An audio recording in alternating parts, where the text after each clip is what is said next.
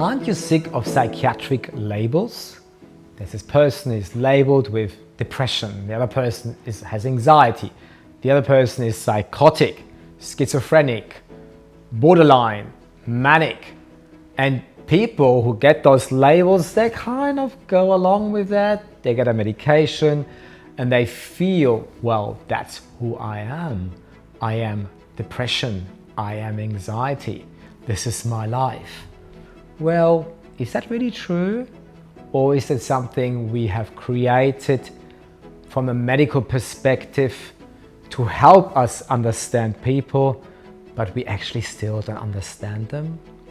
Well, as an art therapist, I see psychiatric labels in a very different way. Hi, I'm Rob Gray. I've been an art therapist for over 30 years. I'm also a registered psychologist, and I see the benefit of labels to help people, to help them getting a medication, to help them getting funding, support in a classroom. But beyond that, labels can have a big negative impact. It's kind of people identify themselves with the label. Oh no, I can't leave the house because I have anxiety. Oh no, I'm too tired today because I'm depressed. Oh no, I can't do this because I'm schizophrenic and it might start my schizophrenic episode again. So people become so fearful and managing it with a medication rather than actually learning to understand who they really are and what that depression means, that depressive episode. So you are who you are, and you might also at the moment have some anxieties. You might be who you are, and at the moment you are kind of hyper and you struggle paying attention. You are not ADHD, but at the moment that's your symptoms.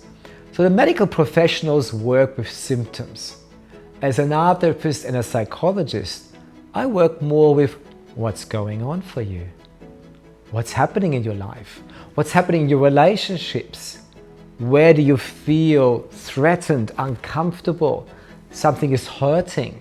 And that's why you're becoming more anxious or more sad or more removed from the world, or even maybe psychotic and you starting to have hallucinations or delusions because something is happening.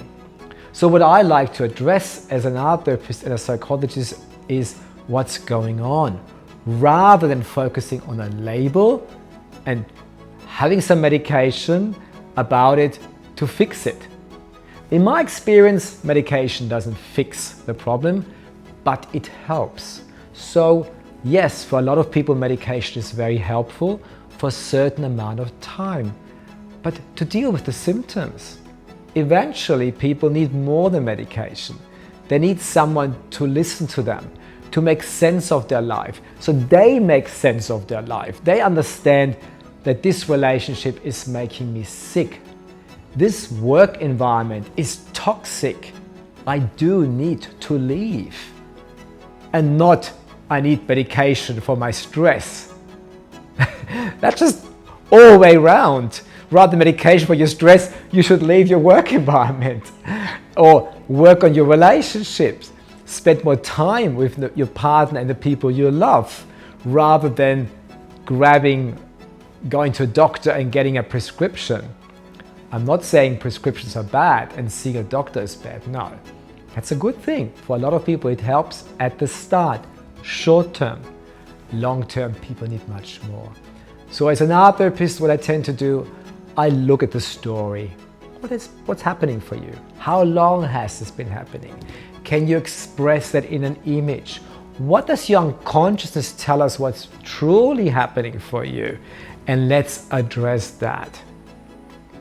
I hope you see the difference, and maybe you also want to become an art therapist.